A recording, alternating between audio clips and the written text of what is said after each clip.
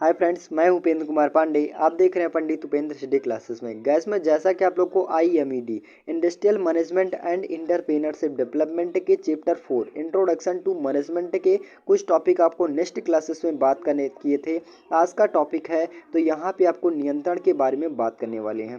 तो चलिए हैं इन सभी चीज़ों के बारे में स्टेप बाय स्टेप जानेंगे। तो यहाँ पे वीडियो काफ़ी हेल्पफुल होने वाली है। वीडियो लास्ट तक देखना है, तभी आप लोग को समझ में आएगा। तो चलिए, हम जैसा कि आप स्क्रीन के माध्यम से देख पा रहे हैं, स्क्रीन के माध्यम से बढ़ने से पहले मैं एक चीज़ और आप लोग को बता दूं कि ये कहने का मतलब है कि नवरात्र के स्पेशल पर आपको बम्पर छूट प्रदान की जा रही है। क्या वो है कि जो आपकी नोट्स है, अभी तक आपने 39 रुपीज़ में जितने भी स्टूडेंट प्राप्त किए थे 39 रुपीज़ में प्राप्त किए हैं। और वहीं पे अब जो भी स्टूडेंट खरीदेंगे तो आपका कितना कर दिया गया है, आपका 35 रुपीज़ कर दिया गया है। यानी जितने भी सब्जेक्ट हैं, सारे सब्जेक्ट का PDF का जो मूल्य था यानी प्राइस था, वो कितना कर दिया गया है, आपका 35 रुपीज़। यानी इसी अक्टूबर भर में ही आपको 35 रुपीज़ दिया जाएगा। तो जितने भी लोग यानी जितने भी स्टूडेंट अगर PDF लेना चाहते हैं तो आप मुझे कांटेक्ट कर सकते हैं और कांटेक्ट करके आप PDF प्राप्त कर सकते हैं। ठीक है, चलिए, तो जैसा कि आप स्क्रीन के माध्यम से देख पा रहे हैं, जिस टॉपिक के बारे में बात करने वाले हैं, ठीक है, तो देख पा रहे हैं यहाँ पर नियंत्रण क्या होता है। अब नियंत्रण के बारे में समझेंगे। नियंत्रण क्या होता है कि कहने का मतलब है कि जब हम किसी कार्य को अपनाते हैं या फिर किसी कार्य को करते हैं, करने से पहले उसके कुछ ना कुछ विचार उत्पन्न कर लेते हैं या फिर डिजाइनिंग कर लेते हैं। डिजाइन करने के बाद तब उस प्रोडक्ट का निर्माण करते हैं या फिर उस वस्तु का निर्माण करते हैं। तो वहीं पे वो ध्यान देने की ज़रूरत होती है उसमें कि वो प्रोडक्ट जब निर्माण किया जाता है तो जिस अकॉर्डिंग उसकी डिजाइनिंग की गई होती है, जिस प्रकार से उसका विचार किया गया होता है, उसी के अकॉर्डिंग, उसी के आधार पर वो प्रोडक्ट बन रहा है या फिर नहीं बन रहा है, उन सभी चीज़ों को कंट्रोल करना, उन सभी चीज़ों को नियंत्रण करना ही क्या कहलाता है, आपका नियंत्रण कहलाता है। ठीक है, आई होप गाइस यहाँ पे आपको नियंत्रण एकदम इजी ढंग से समझ में होगा। अब बात करें डिफिनीशन के माध्यम से, तो डिफिनीशन आपका क्या कहता है, एकदम सिंपल मेथड से डिफिनीशन क्या कहता है, आगे देखेंगे। नियंत्रण द्वारा एक निश्चित किया जाता है कि सब कुछ वैसा ही हो रहा है जैसा सैद्धांतिक रूप से बताया गया था या फिर निर्देश जारी किए गए थे और या फिर नियोजन किया गया था। वही बताया गया कि जिस प्रकार से हम किसी प्रोडक्ट का निर्माण करते हैं तो उसके पहले पास से कुछ ना कुछ जानकारी इकट्ठा कर लेते हैं। जानकारी इकट्ठा करने के बाद उसकी डिजाइनिंग कर लेते हैं और डिजाइन करने के बाद उस प्रोडक्ट का निर्माण करते हैं।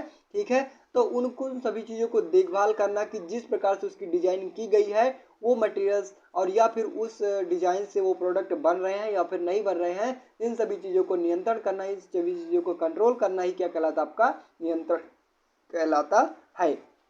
आगे देखेंगे तो आगे क्या कहता है कि नियोजन में निहित पूर्व निर्मित मानकों के विरुद्ध वास्तविक परफॉर्मेंस चेक करना, जिसमें पर्याप्त प्राप्ति तथा संतोषजनक परफॉर्मेंस को भी दृष्टिगत रखा गया हो, नियंत्रण कहलाता है। वही बताया गया कि एक टाइम फिक्स कर दिया जाए, यानी कहने का मतलब है कि अगर जब किसी प्रोडक्ट का निर्माण करते हैं तो उस प्रोडक्ट में क्या कर दिया जाए, आपका टाइम फिक्स कर दिया जाए कि आपको ये 5 मिनट में या फिर 5 घंटे में या फिर 2 घंटे में 2 मिनट में इस प्रोडक्ट का निर्माण करना है आपको, तो करना ही है। ठीक है, इन सभी चीज़ों को नियंत्रण करना यानी नियंत्रण करना, ठीक है, ये क्या कहलाता है, आपका नियंत्रण कहलाता है।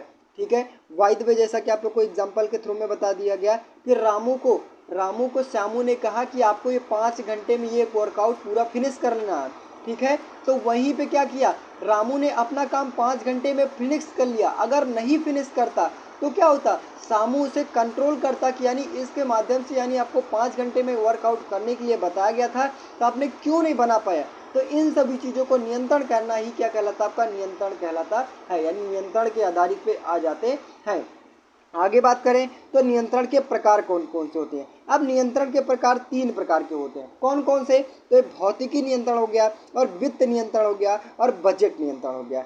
भौतिकी नियंत्रण के अंदर कौन कौन से आ जाते हैं कि वायदे में कोई भी ऑपरेशन किया जा रहा है या फिर कहने का मतलब है कि जब कारखाना बनाया जा रहा है तो भौतिकी चीज़ों पर भौतिकीय चीजों पर नियंत्रण करना ही क्या कहलाता है? आपका भौतिकी नियंत्रण कहलाता है। अब बात करें वित्त नियंत्रण, तो वित्त के आधार पर जो भी प्रोसेस होते हैं उनको नियंत्रण करना ही क्या कहलाता है? आपका वित्त नियंत्रण। और वहीं पे बजट यानी जो भी एस्टिमेशन यानी कहने का मतलब मूल्य वगैरह लगता है, बजट वगैरह जो भी बनती है, इन सभी चीजों को नियंत्रण करना ही क्या कहलाता है? आपका बजट नियंत्रण के अंतर्गत आ जाते हैं। ठीक है, नेक्स्ट बात करें तो नियंत्रण के उद्देश्य यानी नियंत्रण क्यों बनाया गया, इसका उद्देश्य क्या था? तो यहाँ पे देखेंगे फर्स्ट टॉपिक क्या कहता है कि कब कब क्या घटा तथा क्या घट रहा है इसके द्वारा, या क्या घट रहा है या पता लगाने के लिए प्रयोग किया गया।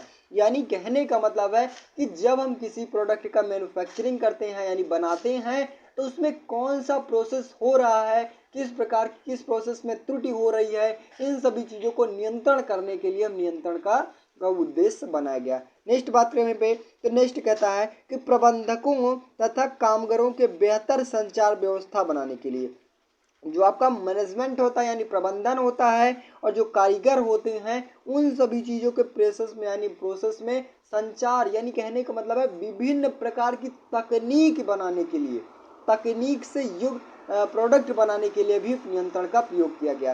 नेक्स्ट बात करें पे तो नेक्स्ट कहता है कि प्रत्यक्ष तथा अप्रत्यक्ष खर्चों को नियंत्रण करने के लिए, जो प्रत्यक्ष खर्चे हो जाते हैं और अप्रत्यक्ष खर्चे हो जाते हैं, जैसा कि आप लोग को बताया गया था नेक्स्ट क्लासेस में, प्रत्यक्ष खर्च क्या होते हैं, अप्रत्यक्ष खर्च क्या होते हैं। प्रत्यक्ष खर्च किसके अंतर्गत आते हैं कि जो प्रोडक्ट में भी खर्च होते हैं, और वहीं पे जो प्रोडक्ट में नहीं खर्च होते हैं वो किसके अंतर्गत आते हैं, अप्रत्यक्ष। जैसा कि आप लोग को रॉ मटेरियल्स ले आने जाने के लिए, उसका प्रचार करने के लिए, ये सब किसके अंतर्गत आते हैं, तो अप्रत्यक्ष खर्च के अंतर्गत आ जाते हैं।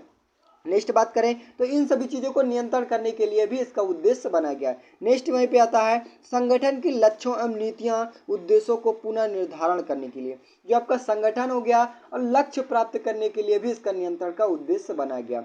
नेक्स्ट बात करें वहीं पे तो सुनियोजित और निर्धारित लक्ष्यों से विचलन ज्ञात करने के लिए, जो आपका सुनियोजित हो गया और निर्धारित हो गया, इन सभी चीज़ों को विचलन ज्ञात करने के लिए भी नियंत्रण का प्रयोग किया गया यानी उद्देश्य बनाया गया। ठीक है, नेक्स्ट बात करें वहीं पे तो यह सुनिश्चित करना ही कि गतिविधियां निर्धारित प्लान के अनुसार चल रही हैं या फिर नहीं, वही बताया गया। जैसा कि आप लोग को डिफिनीशन से बताया गया, तो डिफिनीशन क्या बताया गया था कि जब हम किसी प्रोडक्ट का निर्माण करते हैं तो निर्माण करने से पहले उसमें सारी चीज़ों का अध्ययन कर लेते हैं और या फिर उसकी डिजाइनिंग कर लेते हैं, और डिजाइन करने के बाद तब उस प्रोडक्ट का निर्माण करते हैं। तो उस डिजाइनिंग के अकॉर्डिंग उस प्रोडक्ट का निर्माण करते हैं और डिजाइनिंग के अकॉर्डिंग उसे चेक करते किया जाता है कि जिस प्रकार से उसे डिजाइन की गई है उसी प्रकार से वो प्रोडक्ट बन रहा है या फिर नहीं बन रहा है। ये लास्ट वाला प्रोसेस उसका कहने का मतलब यही है। ठीक है, आई होप गाइस यहाँ पे हम नियंत्रण को एकदम इजी ढंग से समझे होंगे